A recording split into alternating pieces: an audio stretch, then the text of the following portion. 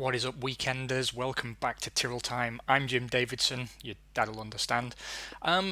We are about to kick off the 2002 season, which means it is time for the usual pre-season preamble ramble. Quite a lot for us to look forward to in this season. I actually recorded this episode already today, and then everything went wrong, so I've had to roll back. But some things that have changed before we get into it is I have signed a new mechanic, chief mechanic for next season, in the form of Robert Dassault. He costs about 60% less than Nigel Stepney for the same skill setting, so that kind of makes sense. I've tried to extend Harvey Postlethwaite's contract. He turned us down. Osamu Goto has signed for another 2 seasons to keep the Japanese flavour alive, and Fritz Kaiser has signed for another 2 seasons as well. I've also hired some better quality staff. Other than that, not much has changed, except all our morale is much higher after last season, with the exception of, I think, Shinji Nakano, who remembers the bad old days. Yeah, he's still unhappy about something. I think it's because he's equal number ones with Hiroshi Tanaka. Anyway, welcome to the 2002 season. Big season for us. We want to build on the 4th place we got in the constructors last year. Now, of course, we've lost close to 7 million per season through the loss of Tora Takagi, who has left us to join the Jordan team on a 3-season deal. He's free in 2005. That means we only have one pay driver in the form of Shinji Nakano, who only brings in just shy of 3 million. We have a fairly healthy sponsor portfolio, but we need to find other ways to boost our income, especially because we have to upgrade our factory. Like, that time has definitely arrived. We have full staff in all departments, pretty much as good as we're going to get them, and we need some more factory improvements in order to take the car forward. Right, so where is everyone driving this season? Why don't we first start off with the drivers? And over at Arrows, they stick with the lineup of Eddie Irvine and Mika Salo. That's the 3rd season now that they've had that lineup, both equal number ones, both of them at the end of their contract this year. Jürgen Muller will be their test driver. Now, interestingly, I think Arrows are going to be a team to watch this year. I know they were in the doldrums last year, but the season before they were very strong, and they did pick up some podiums towards the end of last season. But they have a lot of work steals, and we'll get into that when we're talking about who's powering who and so on. But Arrows do have Works Mercedes-Benz power, if I recall correctly, and I think they've got Works Bridgestone tyres, and I think they've got a Works fuel deal as well. So, provided they can capitalise on that, that's a huge deal for them. Eddie Irvine as well should never be underestimated. Moving down to Benetton. Benetton will be partnering Ralf Schumacher and Esteban Tuero for the foreseeable future. They're both out of contract in 2005, with Juan Pablo Montoya free next year as their test driver. Down at Ferrari, Johnny Newhouse and Heinz-Harald Frentzen continue their very successful partnership. Ferrari, of course, have won most of the Constructors' Championships since we began this playthrough. Newhouse has until 2004 on his contract, Frentzen for a season further. Frentzen, incidentally, has been outperforming Newhouse, but is technically the number 2 driver, so that'll be interesting to see how that plays out. Luca Badoa, obviously, is the Ferrari test driver. That's all he can ever do, it seems. Over at Jordan, Olivier Panis is kept on at Jordan for another year. He's been generally their stronger driver, and he is actually out of contract at the end of this season. He's in an equal number 1 role with our very own Toru Takagi, who left us for this season. He will be sticking around at Jordan, I believe it's Jordan Mercedes as well, actually, till 2005. Jan Magnussen is their test driver. Down at McLaren, David Coulthard and Damon Hill continue for a 2nd year, both of them out of contract in 2004, so that's a fairly firm lineup over at McLaren. Patrick Rainbow, the Swiss test driver, out of contract at the end of this season. Down at Minardi, Alessandro Marini and Riccardo Rosset, both under contract as equal number 1 drivers until 2006. That's a long-term commitment from the boys from Italy. Laurent Redon, the Frenchman with ridiculous hair, is their test driver. Prost Peugeot, they're back to Peugeot power. they will be fielding Pedro Diniz and Jarno Trulli again. Diniz out of contract this season, both of them equal number ones, supported by Emmanuel Collard, another Frenchman with ridiculous hair. Down at Sauber, Rubens Barrichello and John Alesi continue for another season. However, John Alesi has elected to retire at the end of this season. Sauber also have Barrichello out of contract at the end of this season, and he's someone who actually might be interesting for us, depending on how strictly we stick to the Japanese theme of the team. I'd love to hear your guys' thoughts on this, because Barrichello will be snapped up quite quickly, and given we can't get work steals, got to find some leverage somewhere.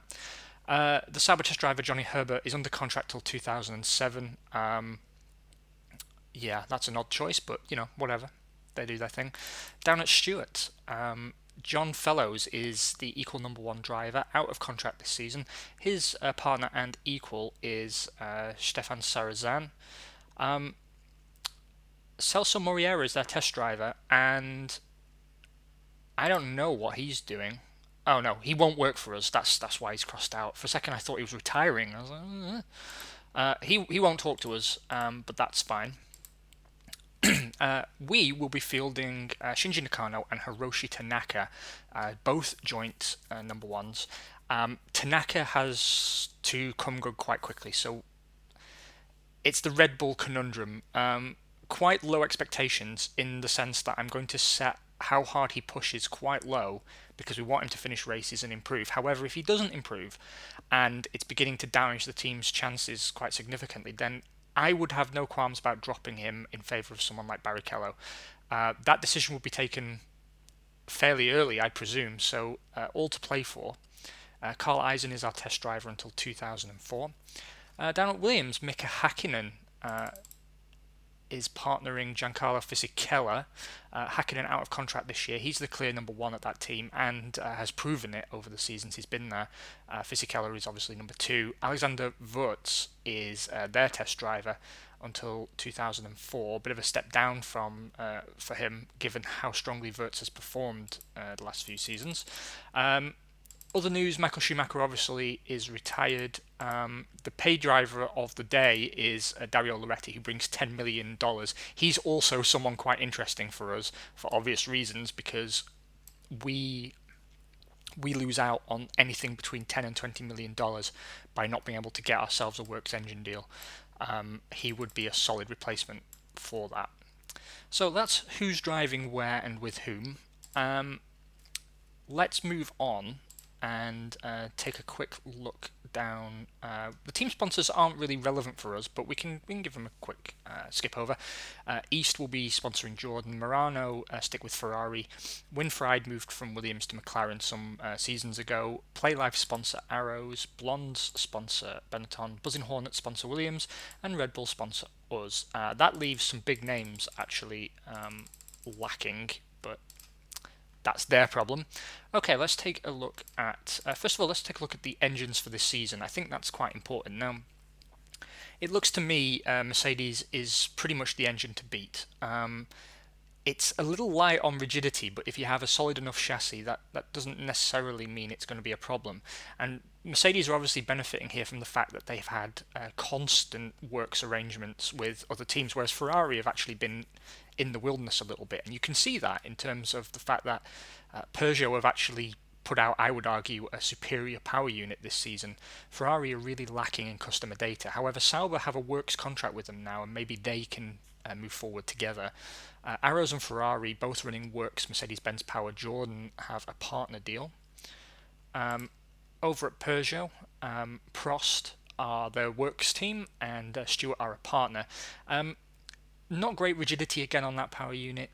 The fuel economy could be better, but all in all, that's to me the number 2 power unit on the grid this year.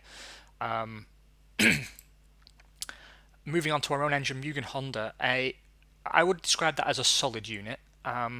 What I would like to do is boost the power and reliability and responsiveness by taking away, probably from heat, fuel, and rigidity. I don't want to make the engine heavier because we don't want to mess up the balance of the car. Over at Ford, Williams and McLaren, I believe, are both works users, or it could just be Williams is a works user. The others are partners.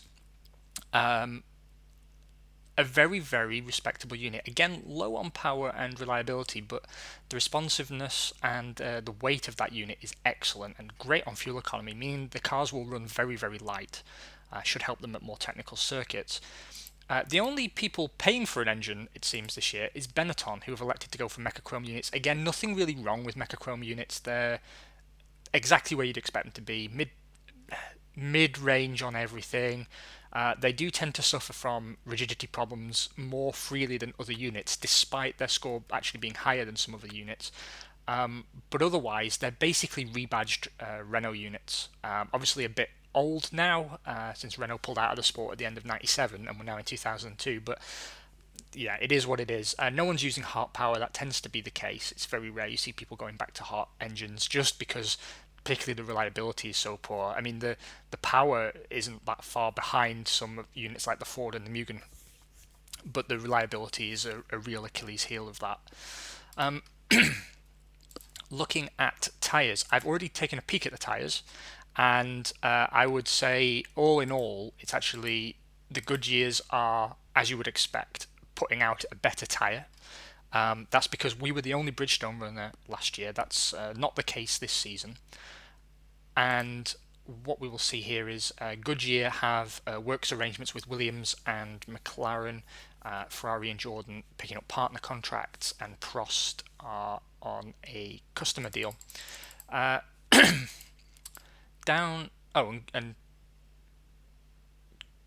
what? Why is that separated? Never mind. Sauber are also paying customers of Goodyear.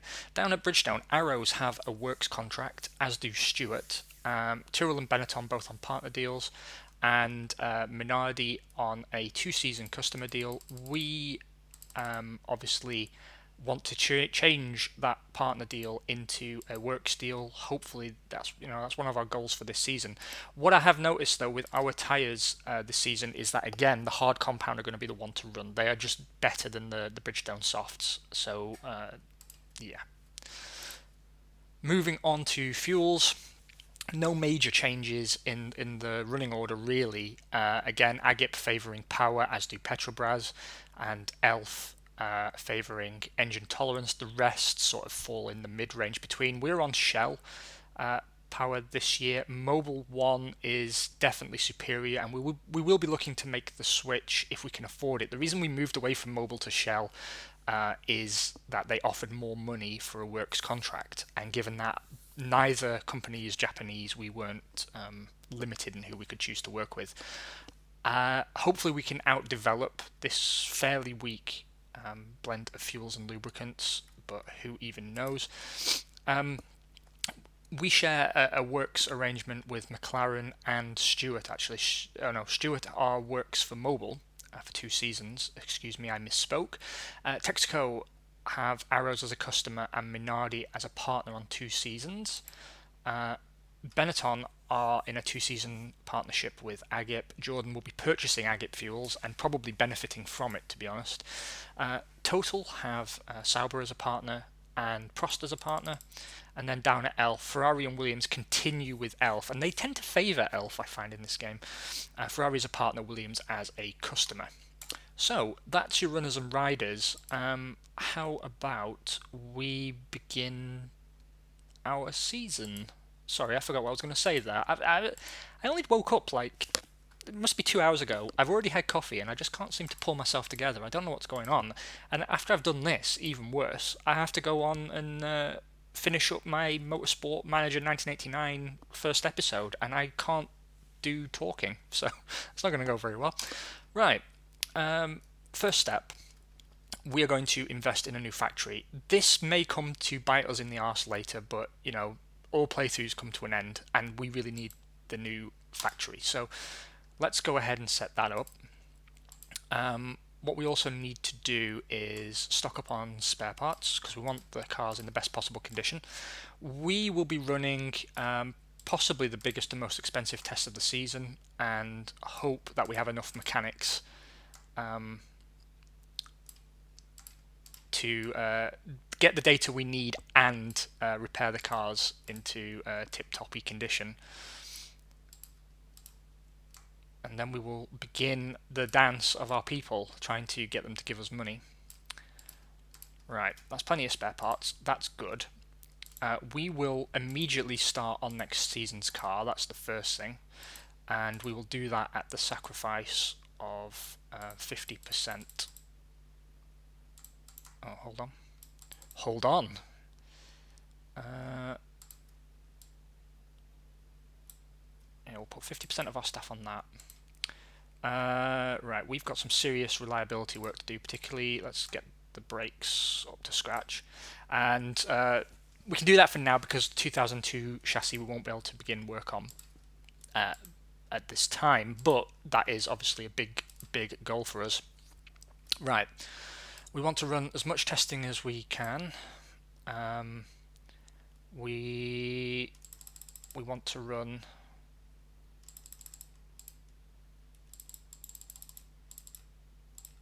oh, this is going to be painful. Yeah, I think that's fine. Right, how to do this? I think the race drivers should split like that. I think that's reasonable.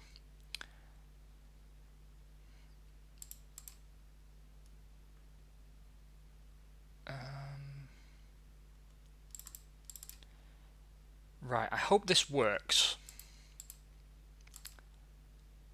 Who even knows?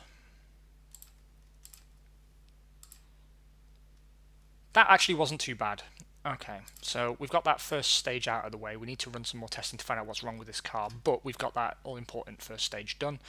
And we're going to drop our development points immediately, and we're going to begin respecking some things. So first of all, we want to improve our fuels.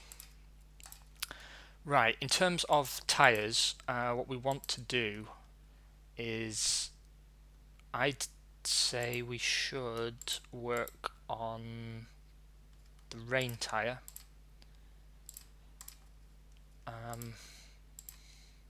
Something like that would actually make me feel a little bit better. And then on the engine, we have a bit more work to do.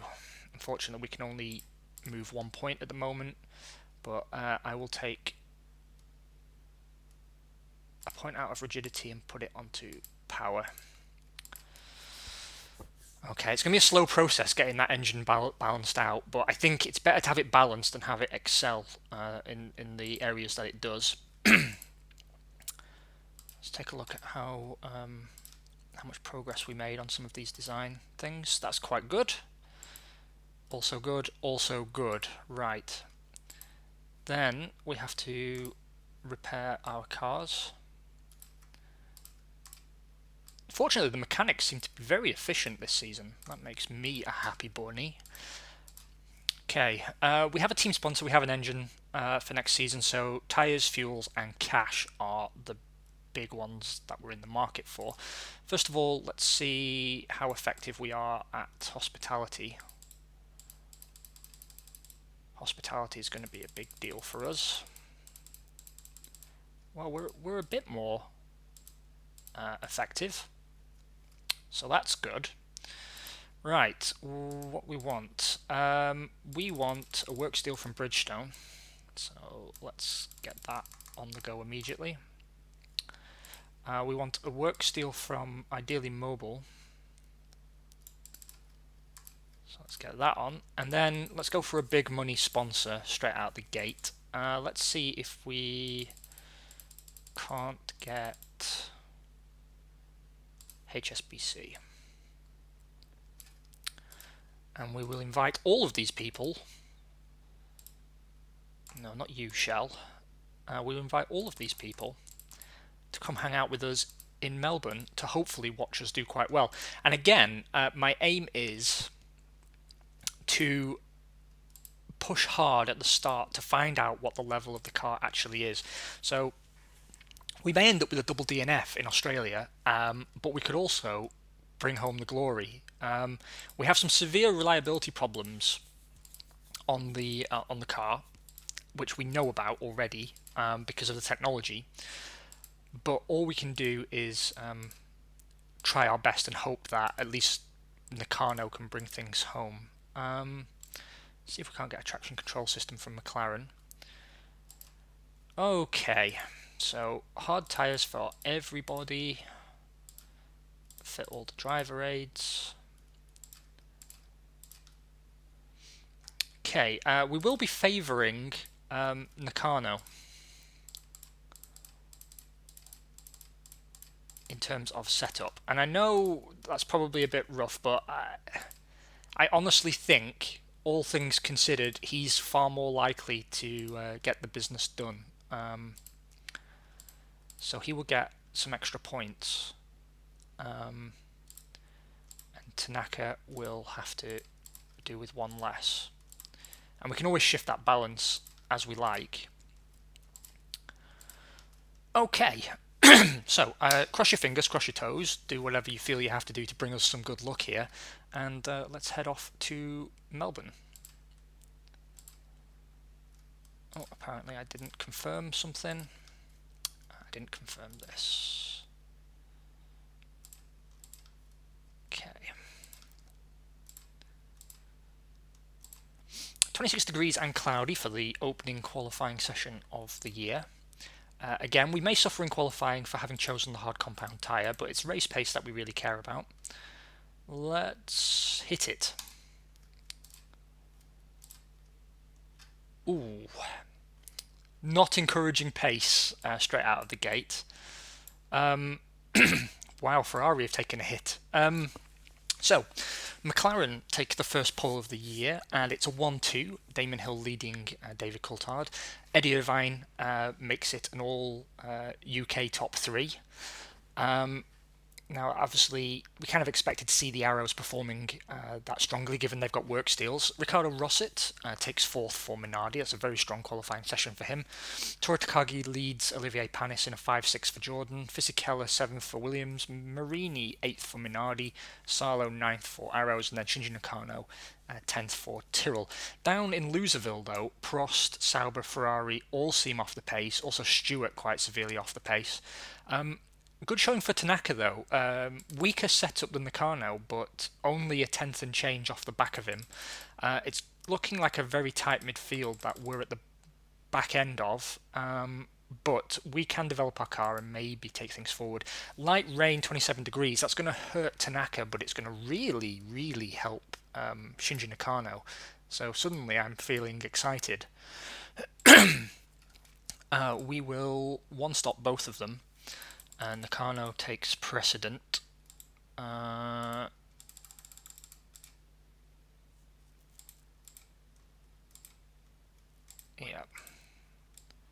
I forgot how to maths there for a second. We'll bring in Tanaka on lap 30.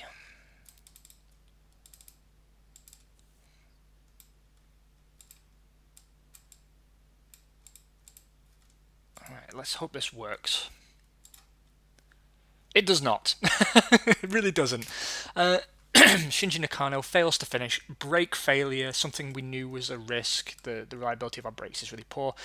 Tanaka does bring it home, though, 2 laps down in 10th place. Damon Hill, the wet weather king, takes the win for McLaren. Eddie Irvine 2nd for Arrows. David Coulthard 3rd for McLaren. Hakkinen picking up some points for Williams. Rosset converts his 4th on the grid to a 5th in the race. And Olivier Panis 6th for Jordan. So let's see what the standings look like. McLaren, current points leaders, 14 points to Arrows 6. Williams on 3, Minardi on 2, Jordan on 1.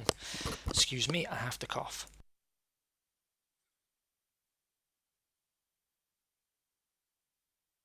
Whew. Okay, so that did not pan out the way we wanted it to. Hopefully we can develop the car a little bit and have some success. What we have got, though, is... Oh, wow, some quite... Yeah, let's get that reliability upgrade on the go. I'm prioritising reliability at this point because I think we have to. See if we've got a new active suspension system as well. We do not. Lame. Right. So, what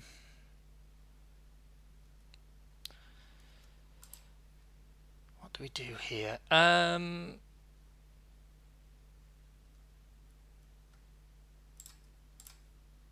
let's try this. We're going to run the same thing again. It's going to cost us a lot of money, but now's the time to invest, I think.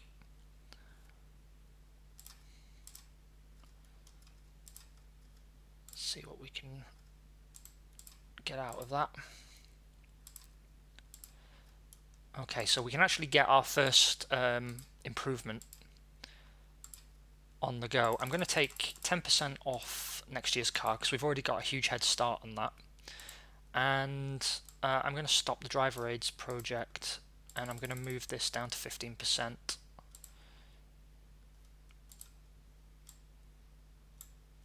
Actually, I think we only need about 30% to get this done.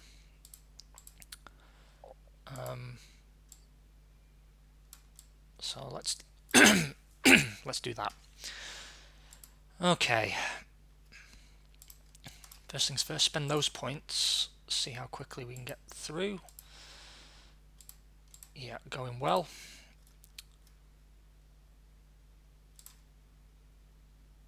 And get a new fuel spec ordered.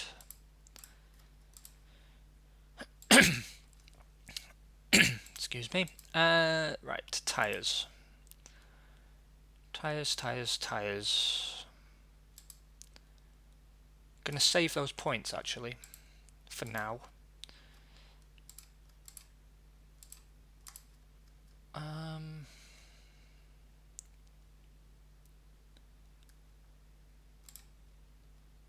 Let's get some more power out of the power unit. Let's improve our tech. And let's see if we can't sign ourselves Gustav Brunner. Yes, we can. Nice.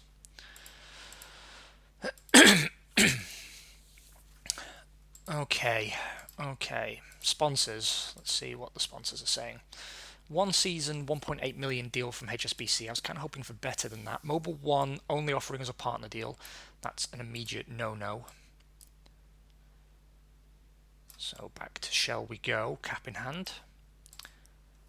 There's a works deal on the table, but only for $1 million from Bridgestone. That's really not attractive numbers, if I'm honest.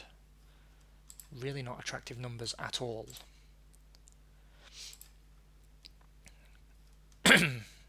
And we've taken a hit to morale. That's put our staff performance down.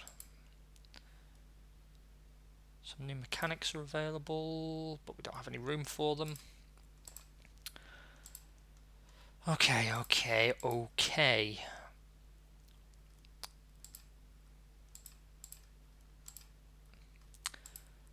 So a very mixed bag start to the season. Not entirely sure I'm happy with how a lot of it is going, but we will crack on to round 2 once I've repaired our cars. Very unhappy with the situation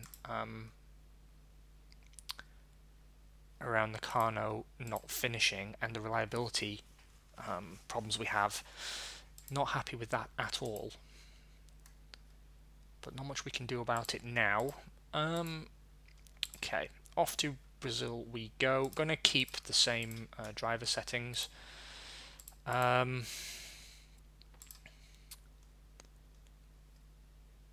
It's hard to know really what the best way to go is.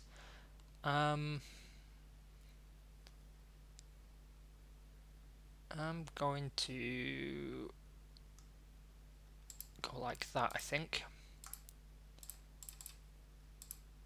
And like that for Nakano. Again on the hard compound tyre, but we want a more powerful power unit, and we want our new race fuel, and our new spec of wet weather tyres.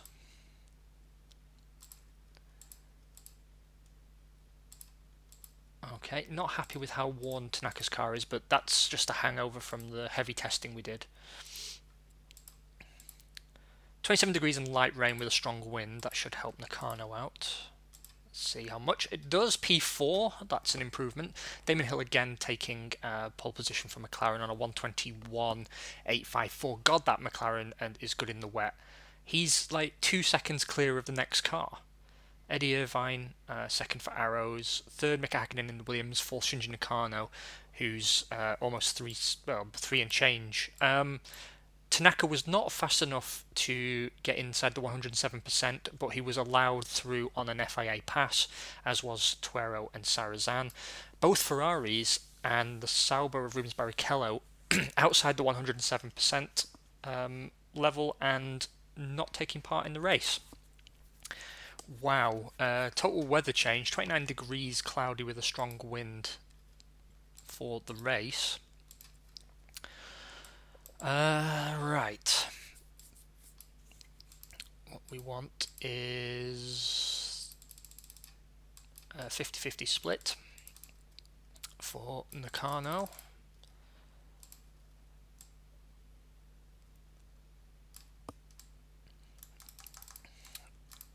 And we'll pit Tanaka a lap after.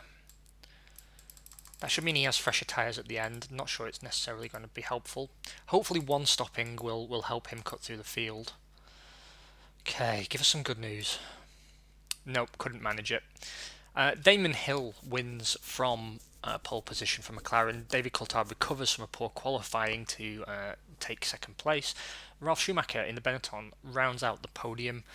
Hakkinen picks up P4 for Williams, Olivier Panis 5th for Jordan, and Mika Salo in the final points paying position for Arrows. Everyone else is a lap down. Nakano bringing it home P8. Component failure on Tanaka's car, probably reliability related. Obviously reliability related. We have to really put some time into getting all that up to scratch.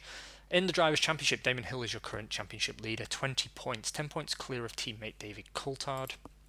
In the Constructors, McLaren open up a vast lead already, 30 points to Arrows 7. Wowzers trousers, that McLaren is going to be impossible to catch, I suspect. Turned a nice healthy profit. Made no progress on any of our deals. Encouraging. Yes, guys, thank you so much for joining me. I hope you're having an amazing weekend, and I hope it's going better than our season has started. Please do take care of yourselves. I will speak to you later today, I guess, with a bit of Motorsport Manager. In the meantime, though, do something fun, have a beer on me, and we'll talk again very soon. Love you, bye!